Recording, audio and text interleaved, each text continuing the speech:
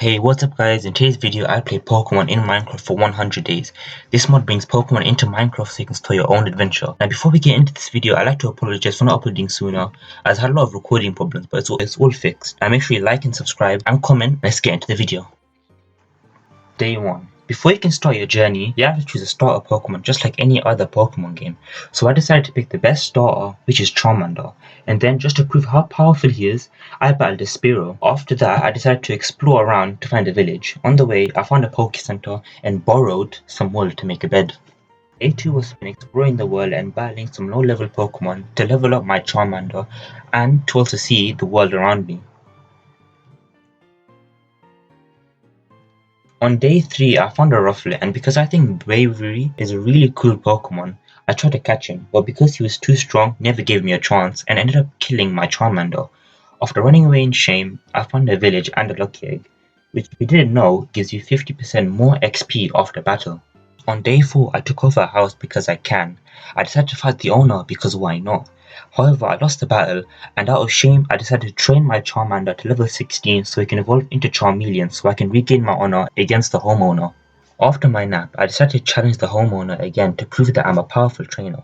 After sweeping her entire team with Charmeleon's Ember and Dragon Breath, which seems like overkill, but in the world of Pokemon, nothing's really overkill. After defeating the trainer, I decided to get rid of one wall for no reason and then battle a few Pokemon. While running around, I found a wild Raboot. For those of you who don't know, Raboot is a second form of Scorbunny, which is a fire-type starter for Gen 8. Not wanting to waste this opportunity, I decided to catch it. And also, I went mining. Day 6 was spent mining. I spent day 7 smelting my ores and making a pair of running shoes which made me twice as fast. I then saw a boss Mewtwo but decided to leave it alone and watch it fly into the sunset. After witnessing such an amazing sight, I made a backpack. I then ran out of the massive hole in my wall and catch a Magikarp and went to bed. I decided I would make good use of the backpack, so I made 2 sets of tools, one to keep on me and one as a spare. I then made some Team Aqua armor out of sapphires, but because I didn't have enough to complete the set, I used rubies to make a Team Magma helmet. Even though you don't need armor in Pixelmon, it doesn't hurt to look good. After that I walked around and in doing so found a new Pokemon from Gen 8. Because I don't have a Switch, I wasn't able to play the newest Pokemon game, so I'm not too familiar with Gen 8 Pokemon. So please forgive me if I don't know the new Pokemon in the future. Oh yeah, and I found a Dratini and I caught it.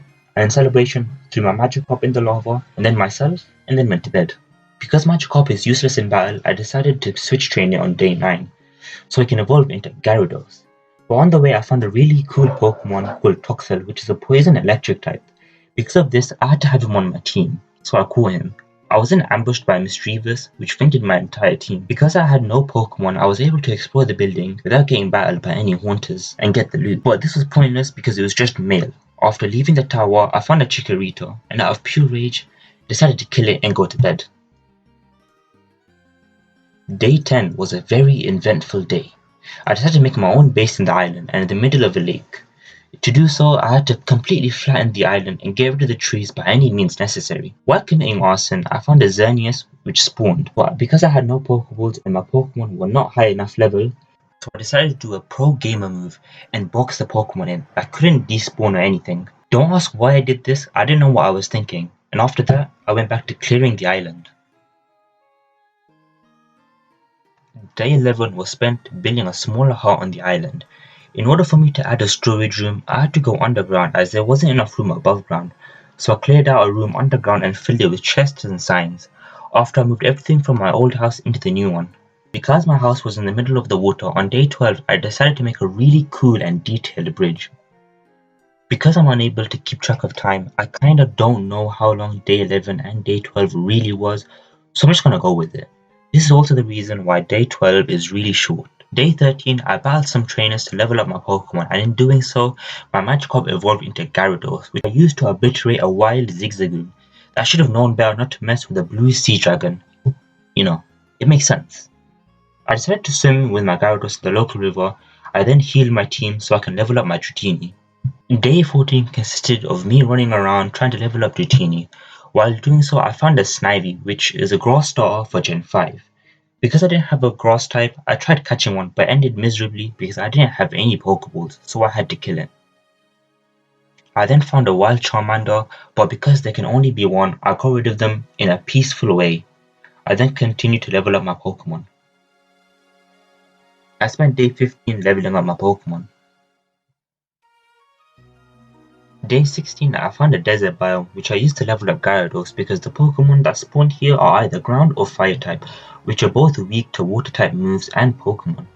And because Gyarados is both of them, it was really easy battling the Pokemon here. I decided to leave for whatever reason and explore, which led me to finding a ship, so like any other person I decided to steal their possessions and sell them.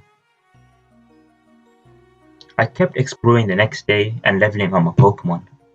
Day 18 I was about to leave the swamp biome when I found the evolved form of Toxtricity. Because Toxel doesn't learn any moves by level up and his current move is trash, and he needs a certain niche to evolve, it was best for me to catch the already evolved form of him. I'm lazy, what can I say? After that I went back to exploring.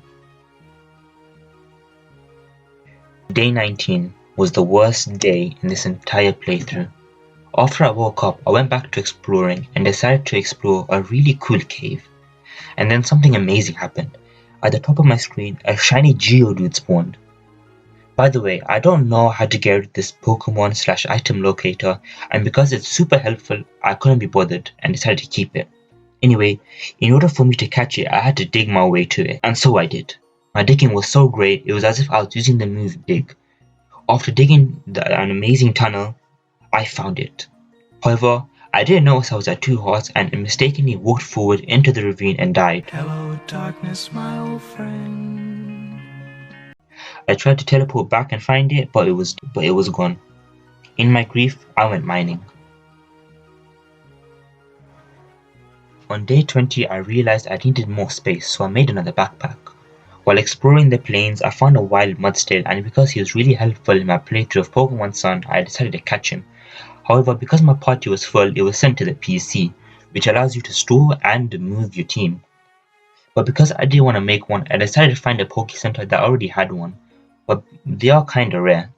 But I'd rather find one than make one. I spent the rest of the day battling and exploring. Day 21 was me exploring the land. On day 22, I found a boss Magikarp underground. Because they are weak, it was easy for me to defeat it. I also found a Pokemon Center with a PC. I also took the trader, but I'm never going to use it because this is a single player world and a trader is only utilized on a multiplayer world. I also went home to deposit all my loot. I decided to make an Apricorn farm so I could make my own Pokeballs, but this would be totally useless as I never use them. While placing signs, another Xerneas spawned. I thought I could catch it but failed, so I went back to farming. Day 24 I decided to take on the rock type gym. Because I had a Gyarados, it should be fairly easy. After battling the trainers, I saw another shiny spawn and I decided to catch it. Because it was on a ravine, it brought back some bad memories, so I had to be super careful. Thankfully I caught it, however, because I would never use it, I'm just gonna keep it in my PC, and I went back to clearing the gym and fight the gym leader. Because I was twice his level, I just spammed Waterfall and Crunch and easily defeated the gym.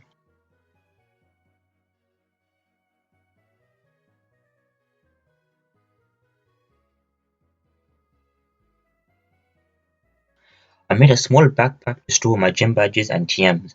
Because the gym was defeated rather quickly, I decided to expand my pointless Apricorn farm. I made another epic bridge on day 26 to connect to my base to my farm. I also made some changes to my team by getting rid of Ragu as I already had a fire type. I also made some more armor for no reason and finally added a roof and windows to my base. While tending to my useless farm, I decided to catch a Pidgeot and evolve him into Pidgeotto, as I can fly around. I used rare candies to evolve him because I couldn't be bothered leveling him up properly. I flew to the farm to make sure flying works properly. This is when I decided to stand AFK for a couple of days to grow my Apricorn farm. Day 30 I decided to fly around the world. While exploring on day 31 I found a shrine that belonged to one of the legendary trio Palkia, Dialga and Giratina, who are all from Gen 4. When I went back to exploring, I found another shiny. Because shiny Vikavolt looks really amazing, I needed to catch him and put him on my team. For those of you who don't know, Robin evolves into Vikavolt. The only thing to happen on day 32 was that my Grubbin evolved into Chargerbug. The rest was uneventful. Day 33 was me just running around. However, I did find a shiny roly-poly that I caught, but I kinda forgot that I caught him, so he just stayed in my PC forgotten. I also found a boss matchup and he dropped a DNA splicer, which I think is used for legendary Pokemon. I then found a move tutor in the mountain, but because she was so expensive, I decided to put her in a hole so I can come back later, and I totally didn't forget about her. Day 34 was spent leveling up my Pokemon. While I was fishing, for whatever reason, I found a boss Latias, but it got away because of an annoying Clamper. While I was leveling up on day 35, I found a boss Starly, and because Starlies are kinda weak, and I had 2 electric-type Pokemon on my team, it should be an easy fight. When I defeated him, he didn't drop anything of importance apart from an item that I could sell afterwards. After running around, I found another Pokécenter. Day 36, I decided I would swim on Gyarados to find new areas to explore. While swimming, I came across a savannah village. On day 37, I decided to look at my Pokédex to see how many Pokemon I've caught and how many I need. After a couple of seconds, I got confused and decided to leave it. I also found a desert temple while running around. It didn't have much apart from a golden apple, type gems, and a GS ball. I also found a lava star that I wanted to catch, but I was too strong. While training my Gyarados, I found a Pokemon that combined 2 of my greatest fears, spiders and water. I found a massive Dewpider, so I had to face my fears and kill it. After that, I found another village with more items to sell. Oh, and my game crashed. So just imagine me running around for 2 days. Before you say anything, yes, I know you can't see my Pokemon. I didn't realize it until I was finished recording, but it was only for 10 days, I think. For the whole day, I spent running around and battling.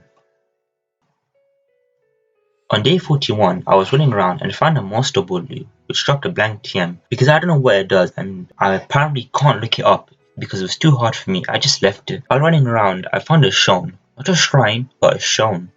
I think it has something to do with the legendary, but because I apparently can't look anything up, I just kinda left it. I seriously need to look up what blank TMs do because I still don't know what it does. I swam to an extreme hills biome and found a spinning boss Wingull. While running around, I found a tiger village and decided to make a blue bed for some reason. On day 43, I spent the day trying to look for a move relearner who only spawns in extreme hills biome or plains biome. While running around, I almost missed the move relearner, so naturally I put him in a hole. When I finished altering my team's moveset, I organized my backpacks. The brown backpacks were filled with vanilla items and the red backpack was filled with modded items. While exploring the beautiful lands, I died. While I was at home, I decided to put away my loot. Because I was running out of food, I cooked some potatoes. When I woke up, I harvested some apricots from my useless farm. After that, I decided to mine for some reason and found some diamonds, which is cool, I guess. But what's cooler was that I found a pig spawner. If I was smart, I could have used this to have unlimited food, but I'm not, so I left it. Oh, I forgot that I had Kua Rowlet, which is a grass star for Gen 7. But anyway, it was evolving into Dartrix, which is super helpful as I don't have a grass Pokemon. Good thing I made good use of him later. That was sarcasm, by the way. I spent day 46 mining to make a fossil machine because I found a fossil that I'm never going to use on my team because the only fossil Pokemon I want is Tyron or the one and only Lord Helix. At the beginning of day 47, I just kinda did nothing. I don't know what I was doing, but I then smelted my ores, sorted my items that I got from mining. In order for me to make a fossil machine, I needed obsidian, so I went behind my house to collect some. Because my storage room was too small, I had to make another basement level to put my fossil machines in, or in the future, for 200 days, my clothing machine. I also made another room for an enchantment table that I never used. After gathering all the necessary items I needed for the machines, I started to place them down in a way that was very annoying because it was super ugly. But for some reason, I decided to keep it in. After it was done, I started to clean my fossil and then revive it.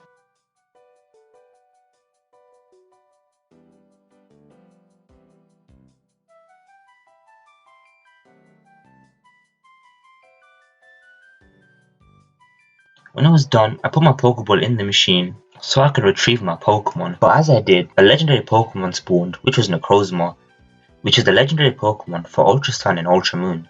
Because I was so underleveled, I knew I wouldn't be able to weaken it enough, so out of desperation I threw an Ultra Ball and caught it on my first try. If that doesn't deserve a sub and a like, then I don't know what will. From day 49 to day 60, I spent solely grinding my Pokemon off camera because I knew it would have gotten boring after a while. Thankfully, I had a lot of lucky eggs which made it easier to level up.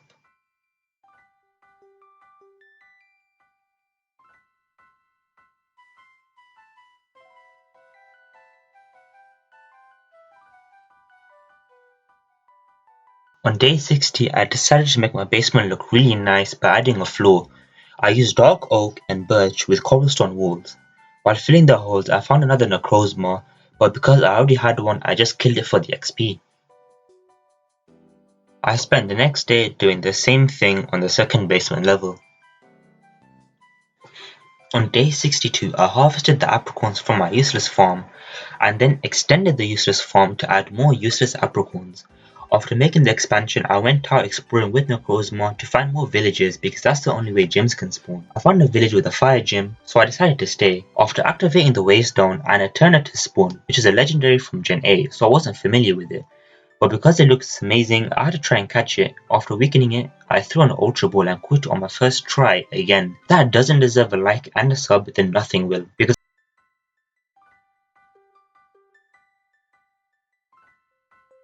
I had some time, I went to the gym and nearly died. The next day, I started to clear the gym, and after a while, I realized that I can just build my way to it, so that's what I did. Day 64 was the day I challenged the gym leader. He was extremely easy to beat because my Gyarados was too strong and super effective against him. Day 65 to day 85 was spent flying around looking for gyms and defeating them. I managed to get most of the gym badges I need apart from 2, but something went wrong in the recording and I didn't record properly, only capturing a certain frames. I decided to use a new recording software called FreeCam, which actually made things better. Anyway, I was on a roll with defeating gyms, so I set off to find the last 2 gyms I needed. While flying around, I found a boss Roly-Coly and I killed him. But then I found some Snorlax that I had to catch because Snorlax is my favorite Pokemon. You can guess why, but that wasn't the only reason I caught them. The other reason was because they both held an item called Leftovers which heal your Pokemon after every turn, which was very valuable. Day 87, I found another ice gym. After organizing my team, I did another pro gamer move and flew straight to the top of the tower to challenge the gym leader. Sometimes being lazy does pay off. After defeating the gym leader, I got the Glacier badge, which was the last gym badge I needed. However, because I already had another ice badge, I decided to fly around to find another gym, because I felt like I was cheating the system if I counted this Glacier badge as my 8th gym badge. The next day, I spent flying around and found a Mesa biome which was really cool because some really strong Pokemon can spawn here. And while looking around, I found a fairy shrine. After marking its position on the map, I left and found a Metang, and because Metagross is so cool, I had to get it, but failed, so I marked its position on the map so I can come back at a later date. On day 91, I got fed up with exploring, so I just spawned a gym in the village, and being lazy, I flew up to the top to battle the gym leader. The gym was fairly easy, especially with my Eternatus, and just like that, I've gotten my 8th gym badge. Because I got all the gym badges I need, I went home to deposit all my stuff and sell all my items for money so I can buy more Pokeballs. I also decided to harvest my apricorns to make a badge case, so I guess the farm had one use after all. After registering all my gym badges, I went back to selling all my possessions. After selling everything I owned, I went to find a Pokemon that sold Ultra Balls and bought as many as I could. After buying 2 stacks and 20 Ultra Balls, I knew I wouldn't need any more. After that, I went home to make diamond tools and armor. I know it's pointless, but I'm rich, so I did it. I also upgraded my boots, so now it gives me 75% more speed. I made a wheat farm because I'm in desperate need of food. I made a lot of golden carrots, which was really helpful as it really sorted out my food problem for the rest of the playthrough. I made a nether portal so I can check out what the nether looks like and see what Pokemon spawn, but I got trapped underground and I couldn't find my way out, so I killed myself and never went back. I spent 6 days flying around the extreme hills biome off camera looking for a Rayquaza to spawn so I can use my Master Ball. However, the only legendary Pokemon to spawn was an Entei, which was cool but it was no Rayquaza, but I still tried to catch it. It failed miserably as it couldn't kill my Eternus. Eventually it just struggled to death, which was kinda sad. On day 100, I got out all my Pokemon and that was that. I completed everything I wanted to do by catching a legendary, defeating all 8 gyms. I still had more things to do, but that was for 200 days. But for now, I'm gonna end the video here. Make sure you press the like button if you liked the video, subscribe and comment. If you have any suggestions on what I should do next, please leave them in the comment section down below.